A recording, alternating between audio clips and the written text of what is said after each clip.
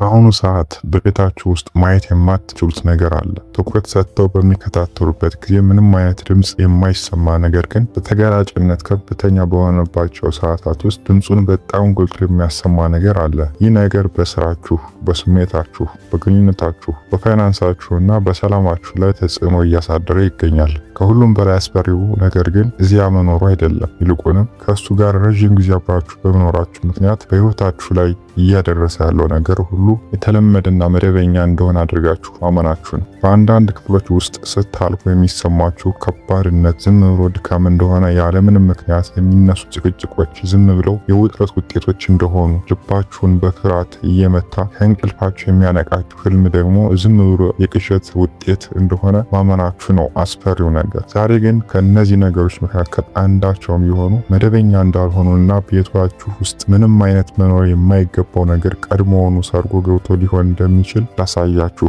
እወዳለሁ። አብራችን ቆዩ።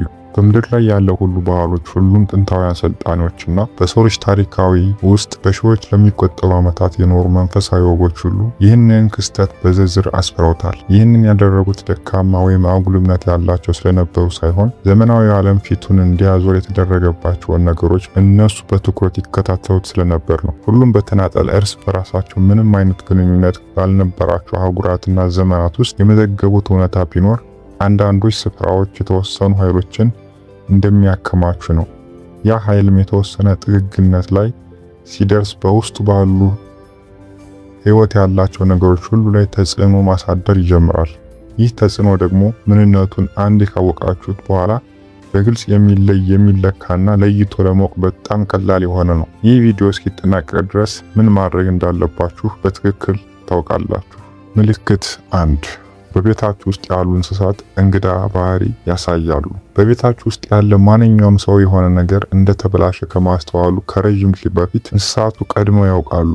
ይህ ተራ ተረት ወይም አፈ ታሪክ አይደለም። ይህ ከጥንታውያን የኢትዮጵያ አባወራዎች ጀምሮ በየአህጉራቱ ውስጥ ከሚገኙ የአገሩ ተወላጆች ማህበረሰቦች ድረስ ከእንስሳት ጋር ተቀራርበው የኖሩ ባህሎች ሁሉ በሰነድ ያሰፈሩት ትዝብት ነው። እነዚህ ሁሉ ማህበረሰቦች የዘመነ ሳይንስ አሁን ላይ ብቻ በቁም ነገር ሊመለከተው የጀመረውን አንድ እውነታ ተረድተው ነበር። እሱም እንስሳት ከሰው ልጅ የስሜት ሕዋሳት ግንዛቤ ሙሉ በሙሉ የውጭ ኃይል ድግግሞሾችን የመለየትና የማስተዋል ችሎታ እንዳላቸው ነው። ቀድሞ የወደው የነበረውን ክፍል አሁን ላይ በድንገት ለመግባት እምቢ የሚለው ውሻችሁ፣ የጣሪያውን ጥግ አካላቱ ቀጥ አድርጎና የአይን ብሌኑን አስፍቶ ለረጅም ጊዜ ሳይገበገብ ትኩር ብሎ የሚመለከተው ድመታችሁ፣ ሁልጊዜ ድምፅ የሚያሰሙና ንቁ የነበሩት ነገር ግን በድንገት ጸጥ ብለው ወደ ጎጇቸው ጥግ የሚጠጉ ወፎቾቻችሁ፣ እንዲሁም ሙሉ በሙሉ ባዶ መስሎ በሚታይ ስፍራ ውስጥ እናንተ ማየት በማትችሉት ነገር ላይ የሚጮሁ የሚያጉረመርሙ ወይም የሚባክኑ እንስሳቶቻችሁ። እነዚህ ዝም ብለው የባህሪ መዘባረቆች ወይም ድንገተኛ አጋጣሚዎች አይደሉም። እነዚህ የእንስሳት ንባቦች ናቸው። እነዚህ እናንተ እንዳታስተውሏቸው ተደርገው የተሰሩትን ነገሮች በትክክል ለመለየት የነርቭ ስርዓታቸው የተቃኘላቸው ፍጥረታት የማስጠንቀቂያ ደውሎች ናቸው። የጥንት ኢትዮጵያውያን በቤት ውስጥ ያሉ እንስሳትን ባህሪ መቼም ቢሆን በቀላሉ አያልፉትም ነበር። የአንድ ስፍራ መንፈሳዊ ድባብ ወይም ከባቢ አየር መበከሩን የሚያሳይ የመጀመሪያውና በጣም አስተማማኝ ምልክት አድርገው ይመለከቱት ነበር። ትውልድ ወደ ትውልድ እየተላለፈ የመጣው በሺዎች የሚቆጠሩ ዓመታት የተከማቸ ጥበብ ደግሞ የተሳሳተ ስለነበረ ብቻ ይህን ያህል ዘመን ሊሰነብት አይችልም። እንስሳቶቻችሁ እንግዳ የሆነ ባህሪ እያሳዩ ከሆነ ችላ አትበሉ። ሰብስክራይብ በማድረግ አብራችሁን ቆዩ፣ ምክንያቱም ምልክቶቹ ከዚህ በኋላ ይበልጥ እየከበዱ ይሄዳሉ።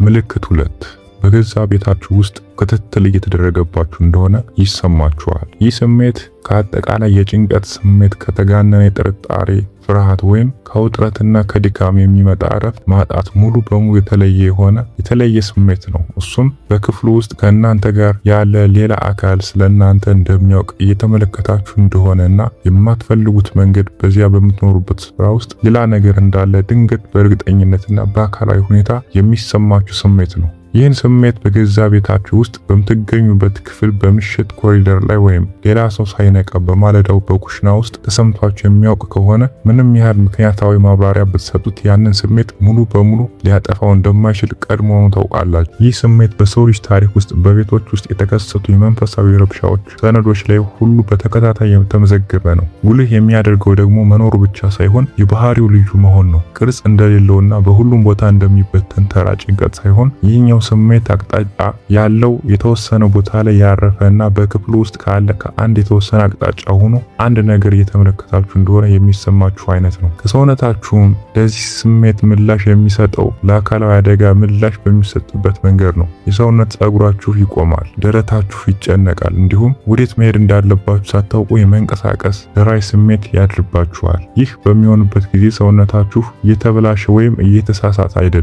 ሰውነታችሁ በትክክል እንዲያደርግ ተደርጎ የተሰራለትን ተግባር እየፈጸመ ነው። እሱም ሌላ መኖርን መለየት ነው። የነርቭ ስርዓታችሁ ቀድሞውኑ እርግጠኛ የሆነበትን ነገር አይኖቻችሁ ማረጋገጥ አለመቻላችሁ የነርቭ ስርዓታችሁ ተሳስቷል ማለት አይደለም።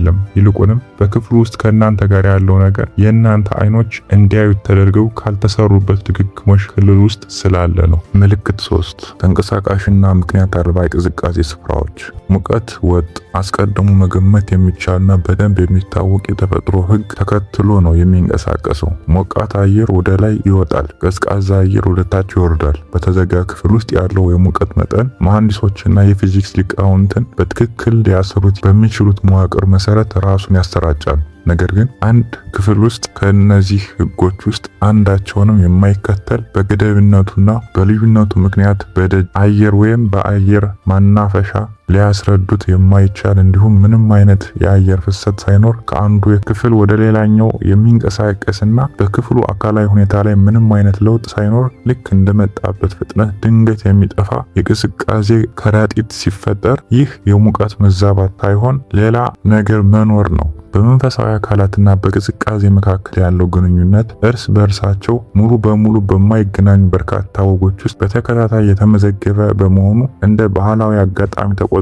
ሊታለፍ አይችልም። የኢትዮጵያ መንፈሳዊ አባቶች፣ የአውሮፓ አስወጣሪዎች፣ የእስያ ሻማኒክ ወጎች፣ የነገደ አሜሪካውያን መንፈሳዊ መሪዎች ሁሉም እርስ በርሳቸው ሳይናበቡና የአሰራር ስልቶቻቸው ሳይጋሩ ወደ አንድ አይነት ትዝብት ላይ ደርሰዋል። እሱም የተወሰኑ መንፈሳዊ አካላት ካሉበት አካባቢ የሙቀት ኃይልን ወይም ተርማል ኢነርጂ እንደሚስቡና ቅዝቃዜ መኖር በማይገባው ስፍራ ላይ ቅዝቃዜ እንደሚፈጥሩ ነው። ይህ ቅዝቃዜ ደግሞ አካላዊ ያልሆነ ነገር ወደ አንድ ስፍራ መግባቱ የሚያሳይ በጣም አስተማማኝ አካላዊ ማረጋገጫ አንዱ ነው። በገዛ ቤታችሁ ውስጥ ከአንዱ ክፍል ወደ ሌላው ስትራመዱ ምንም አይነት መስኮት፣ የአየር መናፈሻ ቀዳዳ ወይም ለቅዝቃዜው የሚሆነው ምንም አይነት አካላዊ ምክንያት በሌለበት ስፍራ የሙቀት መጠኑ በከፍተኛ ሁኔታ ቀንሶ ከተሰማችሁ አይኖቻችሁ ሊያሳዩአችሁ የማይችሉትን ነገር የመጀመሪያውን አካላዊ ማስረጃ ቀምሳችኋል። ይህንን ቪዲዮ አብራችሁት ለምትኖሩ ሰው አጋሩት። ምክንያቱም በሚቀጥሉት ምልክቶች ውስጥ የምንዳስሳቸው ነገሮች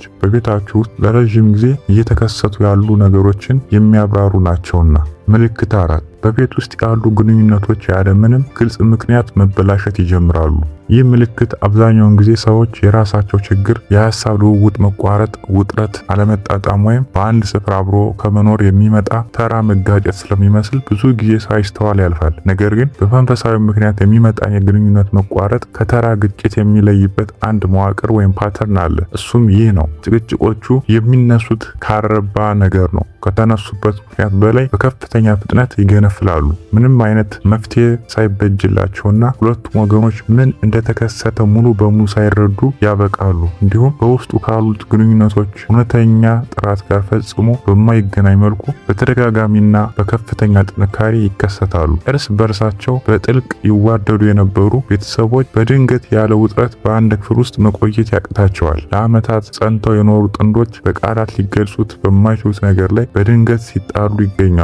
በጥሩ ሁኔታ ላይ የነበሩ ልጆች ደግሞ በውጫዊ ሁኔታቸው ላይ ምንም አይነት ለውጥ ሳይኖር በድንገት ተነሳሽ፣ ተናቃፊ፣ ራሳቸውን የሚያገሉ ይሆናል። በቤቱ ውስጥ ያለ እያንዳንዱ ሰው ማንም ስም ሊሰጠው የማይችለው ነገር ግን ሁሉም የሚሰማው ዝቅተኛ የሆነ አለመመቸት ይዞ ይንቀሳቀሳል። ማንም ስም ሊሰጠው ስላልቻለ ግን እያንዳንዱ ሰው ከእነሱ መካከል ካልመጣው መከፋት በስተጀርባ ያለውን ምንጭ ፍለጋ እርስ በእርሱ መካሰስ ይጀምራል። በኢትዮጵያ መንፈሳዊ ወግና በዓለም ዙሪያ ባሉ ባህሎች፣ መንፈሳዊ እምነቶች ውስጥ ተጠብቆ የቆየው ጥንታዊ ግንዛቤ የተወሰኑት መናፍስት በግጭት እንደሚመገቡ ቀድሞውኑ ያሉ ውጥረቶችን ሊያጎሩ ወደሚችሉባቸው ስፍራዎች እንደሚሳቡ ነው። እነሱም የሚንቀሳቀሱት በቤት ውስጥ ያሉትን ደካማ የግንኙነት ነጥቦች በመጫን ነው። ምክንያቱም ግጭት እነሱን የሚያቆይ መንፈሳዊና ስሜታዊ ኃይልን ይፈጥራል። ይህንን መረዳት ማለት በቤታችሁ ውስጥ ያለው ግጭት እውነተኛ አይደለም ማለት አይደለም።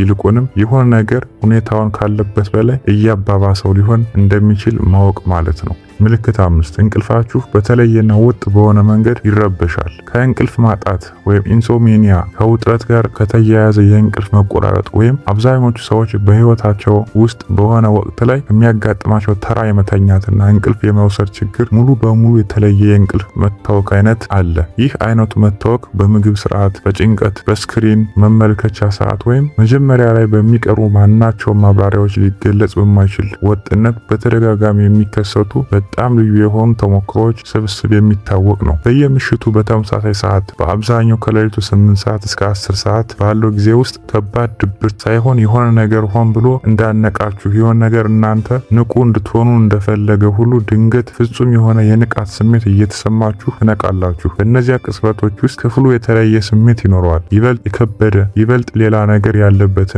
የተኙ ሰዎች ብቻ ካሉበት ክፍል በላይ የተጨናነቀ ይመስላል። አንዳንዴም መተንፈስ ካለበት በላይ በትንሹ ጥረት እንዲጠይቅ የሚያደርግ የደረት መጫን ስሜት ይኖራል። ሌላ ጊዜ ደግሞ በቀጥታ ለማየት ስትሞክሩ ወዲያውኑ የሚሰወር ነገር ግን በእይታችሁ ዳርቻ ላይ የሚታይ የሰው ጥላ አካል ይኖራል። በቤታችሁ ውስጥ ብቻ የሚከሰትና ሌላ ቦታ ላይ ፈጽሞ የማያጋጥማችሁ የቁም ቅዠት ወይም ጭንቅላት ነቅቶ አካል መታሰር ወይም ስሊፕ ፓራላይሲስ እንደተለመደው ህልም ሳይሆን በምትተኙበት ክፍል አቅራቢያ ባለ ስፍራ ውስጥ እየተከሰቱ ያሉ እውነተኛ ተሞክሮች የሚመስሉ ህልሞች ማንም በሌለበት የመነካካት ስሜት ቃላትን ለይቶ ለመስማት ባያስችልም የቤቱ መገጣጠሚያዎች ከሚያወጡት ድምጽ በላይ ወጥና አቅጣጫ ያለው የሹክሹክታ ድምጽ። እነዚህ የሌሊት ምልክቶች ናቸው። እነዚህም በሰው ልጅ ታሪክ መዝገብ ውስጥ በአንድ መኖሪያ ቤት ውስጥ የመንፈሳዊ አካል መኖርን የሚያሳዩ ከተመዘገቡት ጥንታውያን ምልክቶች መካከል የሚመደቡ ናቸው። የሚቀጥለው ቪዲዮ እነዚህ ምልክቶች በቤታችሁ ውስጥ ሲታዩ በትክክል ምን ማድረግ እንዳለባችሁ ያሳያችኋል። ምልክት 6 እቃዎች ያለምን ምክንያት ይንቀሳቀሳሉ፣ ይሰብራሉ ወይም ይጠፋሉ። በማንኛውም ቤት ውስጥ አልፎ አልፎ እቃዎች ይጠፋሉ። ቁልፎች ይረሳሉ፣ ብርጭቆዎች ይሰበራሉ፣ እቃዎች ከመደርደሪያዎች ላይ ይወድቃሉ። እነዚህ ክስተቶች በአብዛኛው ጊዜ ተራና መደበኛ የሆኑ ማብራሪያዎች አሏቸው። ይህንን በግልጽ መናገሩ አስፈላጊ ነው፣ ምክንያቱም አሁን እያወራን ያለነው ምልክት አልፎ አልፎ የሚከሰት ወይም ተራ ነገር ስላልሆነ ነው። ይህ በተደጋጋሚነት የሚከሰት ከእድል ከመርሳት ወይም ከቸልተኝነት በላይ የሆነ እና ያጋጠማቸው ሰዎች ሁሉ በተከታታይ በተመሳሳይ መንገድ የሚገልጹት ልዩ ባህሪ ያለው መዋቅር ነው። አንድ የተወሰነ ቦታ ላይ አስቀምጣችኋቸው ፈጽሞ ያላነሳችኋቸው እቃዎች ሌላ ቦታ ላይ ይገኛሉ። ይህ መገኘት ደግሞ በሐሳብ መበተን ምክንያት አቅራቢያ ቦታ ላይ መጣርን የሚያስረዳ ሳይሆን ፈጽሞ ትርጉም የማይሰጥ እዚያ ለማስቀመጥ ሆን ተብሎ ፍላጎትን የሚጠይቅ አልፎ ተርፎ ማንም ሳይገነዘብ እዚያ ለመድረስ የማይቻልበት ስፍራ ላይ ነው። በቤታችሁ ውስጥ ያሉት ሌሎች አባላት ሲጠይቁ ደግሞ ማንም እንዳላነሳው ይነግራችኋል። በዚህ ላይ ደግሞ ለመዋሸት ምንም ምክንያት የላቸውም። በድምጻቸው ውስጥ ያለው እርግጠኝነት ከእናንተ እርግጠኝነት ጋር አንድ አይነት ነው። ምክንያቱም እቃው የት እንደነበረ ሁለታችሁም ታውቃላችሁ። ከእናንተ መካከል የነካው የለም። በቤታችሁ ውስጥ ነገሮች የሚሰበሩበት ፍጥነት ሆን ተብሎ የሚደረግ እስኪመስል ድረስ ይደርሳል። እቃዎችን በቸልተኝነት በመያዝ ወይም በመጣል የሚመጣው ተራ መሰባበር ሳይሆን መሰባበር በማይቻልባቸው ሁኔታዎች ውስጥ እቃዎች ሲሰባበሩ ለወራት ወይም ለዓመታት ሳይነኩ በተቀመጡ አስተማማኝ ቦታ ላይ የነበሩ እቃዎች ሲወድቁ፣ የወል መስመሩ ወይም ሪንግ ተፈትሾ በጥሩ ሁኔታ ላይ ባለበት ቤት ውስጥ የኤሌክትሮኒክስ እቃዎች በተደጋጋሚ ብልሽት ሲያጋጥማቸው እንዲሁም የኤሌክትሪክ ባለሙያ መጥቶ ሲመለከተው ሊደግመው ወይም ሊያብራራው በማይችለው መዋቅር መብራቶች ሲርገበገቡ ይስተዋላል። ምልክት 7 ወደ ቤታችሁ በገባችሁ ቁጥር የመዛል ወይም የመድከም ስሜት ይሰማችኋል። ቤታችሁ ማለት እንደገና የሚያገግሙበት ወይም ጉልበት የሚሰበስቡበት ስፍራ ሊሆን ይገባል። ከውጭ ያለው የዓለም ከባድነት በደጃፉ ላይ የሚጣልበት የነርቭ ስርዓታችሁ ቀኑን ሙሉ ያከማቸውን ውጥረት መልቀቅ የሚጀምርበት እንዲሁም ጉልበታችሁ ከእናንተ ላይ ከመውሰድ ይልቅ ወደ እናንተ የሚመልስበት ስፍራ ሊሆን ይገባል። ነገር ግን ቤታችሁ ከዚህ በተቃራኒ እያደረገ ከሆነ ከውጭ ከሚሰማችሁ ይልቅ በቤታችሁ ውስጥ ይበልጥ የድካም ስሜት የሚሰማችሁ ከሆነ ደጃፉን በተሻገራችሁበት ቅጽበት የሚጫናችሁና ከቤት ስትወጡ ግን የሚቀላችሁ ከባድነት ካለ እንዲሁም በምትተኙበት ስፍራ ከሚሰማችሁ ይልቅ በማንኛውም ሌላ ቦታ ላይ ያለምንም ምክንያት የተሻለ ስሜት የሚሰማችሁ ከሆነ ይህ ስለ እቃዎቻችሁ አቀማመጥ አይደለም፣ ስለ ግድግዳችሁ ቀለም አይደለም፣ አይደለም፣ ወይም ደግሞ እረፍት ወይም ቫኬሽን እንደሚያስፈልጋችሁ የሚያሳይ ምልክት አይደለም። አንድ ሰው በገዛ ቤት ውስጥ እያለ የኃይል ወይም የጉልበት መሟጠጥ ማጋጠሙ በዚህ ዝርዝር ውስጥ ካሉት ምልክቶች ሁሉ የመጨረሻውና በጣም ጎጆ ምልክት ነው። ምክንያቱም ይህ የሚከማች በመሆኑ ነው። ወዲያውኑ ትኩረት በሚሻ መንገድ በድንገት አይመጣም። ይልቁንም በተጎዳው ስፍራ ውስጥ የሚኖረው ሰው ይህንን የመዛል ደረጃ እንደ መደበኛ ነገር አድርጎ ሲቀበለው ድረስ በሳምንታትና በወራት ውስጥ ቀስ እያለ ይገነባል። በዚህም ምክንያት ይህ የድካም ስሜት ከዋናው የጤና መነሻቸው ወይም ቤዝላይን ውጭ መሆኑን ሙሉ በሙሉ ይረሱታል። ድካሙን ከቤቱ ጋር ሲያያይዙት ደግሞ ያጡት መሆኑን እንኳን ላያውቁት የሚችሉትን እድሎችን፣ ግንኙነቶችን፣ ጤናንና ጥራትን ቀድሞውኑ አስከፍሏቸዋል። በቤታችሁ ውስጥ ሙሉ ሌሊት ተኝታችሁ አድራችሁ ነገር ግን ወደ አልጋችሁ ስትሄዱ ከነበረው ድካም ጋር እኩል ሆናችሁ የምትነቁ ከሆነ ከቤት ውጭ የምታሳልፏቸው ሰዓታት በቤት ውስጥ ከምታሳልፏቸው ሰዓታት ይልቅ የተሻለ አቅም የሚሰጧችሁ ከሆነ እንዲሁም ወደ ቤታችሁ የሚመጡ እንግዶች ሊያብራሩት የማይችሉት ከባድነት እንደሚሰማቸው የሚናገሩ ከሆነ እነዚህ ትናንሽ ምልክቶች አይደሉም። እነዚህ አስቸኳይ ምልክቶች ናቸው። ምላሽም ይፈልጋሉ።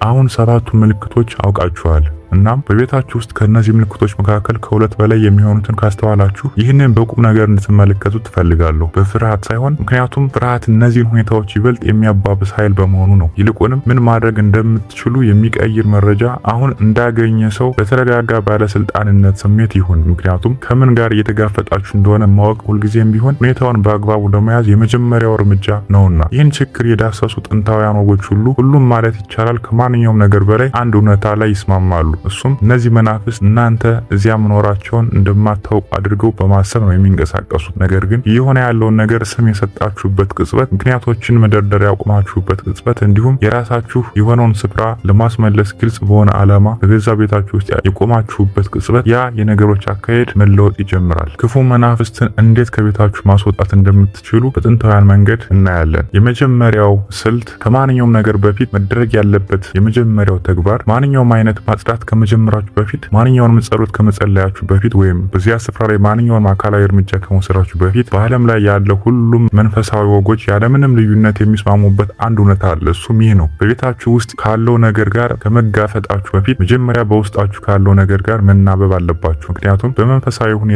የተጎዳ ስፍራና በመንፈሳዊ ሁኔታ የተጎዳ ሰው እርስ በእርሳቸው ስለሚደጋገፉ ያልተፈታ ፍርሃትን፣ ያልተፈታ የጥፋተኝነት ስሜትን፣ ያልተፈታ ቁጣን ወይም ያልተፈታ ሐዘንን በውስጣችሁ ተሸክማችሁ ቤትን ለማንጻት መሞከር ጣሪያው እየፈሰሰ ወለሉን ለማድረቅ የመሞከር ያህል ከንቱ ስለሚሆን ነው። ስራውን ከመጀመራችሁ በፊት በዝምታ ውስጥ ጊዜን አሳልፉ። በሐሳብ የመበተን ዝምታ ወይም የእንቅልፍ ዝምታ ሳይሆን የራሱ የሆነውን ነገር መልሶ ለመረከብ የተዘጋጀ ሰው የሚያደርገው አይነት ባለ ዓላማ ዝምታ ይሁን። በዚያ ዝምታ ውስጥ ደግሞ ከቃላት በላይ የሆነ ውሳኔ በፈቀዳችሁ ጥልቅ ክፍል ውስጥ ወስኑ። እሱም በቤታችሁ ውስጥ መሆን የማይገባው ማንኛውም ነገር ዛሬ እንደሚወጣና ተመልሶ ለመምጣት ፈጽሞ የተፈቀደለት እንዳልሆነ ማረጋገጥ። ምክንያቱም በመንፈሳዊ ልምምድ ውስጥ ዓላማ ወይም ኢንቴንሽን ዝም ብሎ ጌጥ አይደለም። ዓላማ ዋናው መስሪያ መዋቅር ነው። አሁን ልታደርጉት ያላችሁትን ነገር ተራ ስርዓት ወይስ እውነተኛ ለውጥ መሆኑን የሚወስነው በዚሁ በዓላማችሁ ነው። ጥንታዊው የኢትዮጵያ መንገድ። በኢትዮጵያ መንፈሳዊ ወግ ውስጥ እጅግ ጥንታዊና በሰነድ በሰፊው የሰፈረው የቤት ጥበቃ ልምድ ለዘመናት ያለማቋረጥ ጥቅም ላይ የዋሉ 3 አካላትን ያቀናጃል። የእነሱም ኃይል የሚመጣው ከእቃዎቹ ራሳቸው ሳይሆን እቃዎቹ ከሚወክሉት ነገርና ጥቅም ላይ ከሚውሉበት ባለስልጣናዊ ኃይል ነው። የመጀመሪያው አካል እሳትና ጢስ ነው፣ በተለይም ዕጣንን ማጠን ሲሆን ይህ ልምድ በኢትዮጵያ ኦርቶዶክስ ስርዓት ሆነ ከክርስትና በፊት በነበሩ የኢትዮጵያ መንፈሳዊ ወጎች ውስጥ ለሺዎች ዓመታት ጥቅም ላይ የዋለ ነው። ይህ የሚደረገው ለውበት ወይም ለጥሩ መዓዛ ሳይሆን እንደ ድንበር ነው። ይህ ስፍራ የብርሃን እንደሆነና የጨለማ የሆነው ነገር ሁሉ መልቀቅ እንዳለበት የሚታወጅበት አዋጅ ነው። አሰራሩም ከቤታችሁ ዝቅተኛው ክፍል ወይም ደጃፍ ጀምራችሁ ወደ ላይኛው ክፍል መጓዝ ነው። ከመግቢያው ጀምራችሁ በእያንዳንዱ ክፍል ውስጥ ቀጣይነት ባለውና ባልተቋረጠ መንገድ እየተንቀሳቀሳችሁ ዓላማችሁን በድምጽ ጮካችሁ መናገር አለባችሁ።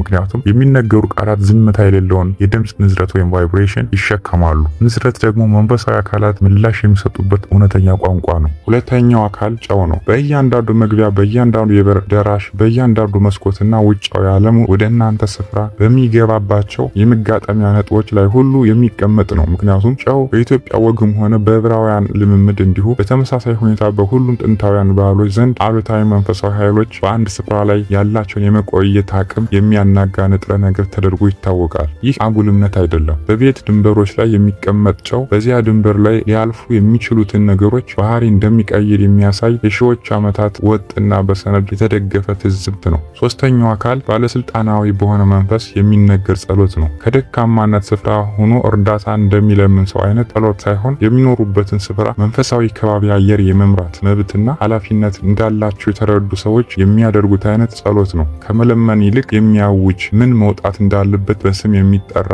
እና ምን መቆየት እንደሚፈቀድለት የሚለይ ጸሎት። በኢትዮጵያ ወግ ውስጥ ደግሞ ይህ ጸሎት ሁልጊዜም ቢሆን በልብ ቋንቋ ነው የሚነገረው። ይህም ማለት በምታስቡበት ቋንቋ፣ በምትሰሙበት ቋንቋና የእናንተን ማንነት ሙሉ ክብደት ሊሸከም በሚችለው ቋንቋችሁ ማለት ነው። የምትኖሩበት ቤት ዝም ብሎ አካላዊ ህንጻ ብቻ አይደለም። እሱም መንፈሳዊ ስፍራ ነው። በውስጡ ምን እንደሚኖር የመወሰን መብቱም ሆነ ኃይሉ የእናንተ ነው። እነዚህ ልምምዶች በትውልድ መካከል ያሳለፉት ጥንታውያን አባቶች ይህንን ያደረጉት ስለፈሩ ሳይሆን የተጠበቀ ቤት የተጠበቀ ህይወት መሰረት እንደሆነና የተጠበቀ ህይወት ደግሞ ለመገንባት ለምትሞክሩት ለማንኛውም ነገር መነሻ መሆኑን ስለተረዱ ነው። ዛሬ የተማራችሁትን ነገር ተጠቀሙበት። ነገ ሳይሆን ሁኔታዎችን ይበልጥ ሲባባሱ ሳይሆን ዛሬውኑ። ምክንያቱም ስፍራችሁን መልሳችሁ የመረከብ ባለስልጣንነታችሁ አያበቃም። ነገር ግን በቆያችሁ ቁጥር ያ ያልተለመደው ነገር እየተለመደ ይሄዳል። እናንተ ደግሞ ከሚመጣችሁ ይልቅ ሊያድሳችሁ በሚችል ቤት ውስጥ የመኖር መብት አላችሁ። አቢቴል ነበርኩ። በሚቀጥለው ቪዲዮ እንገናኛለን። ሰላም ቆዩልኝ።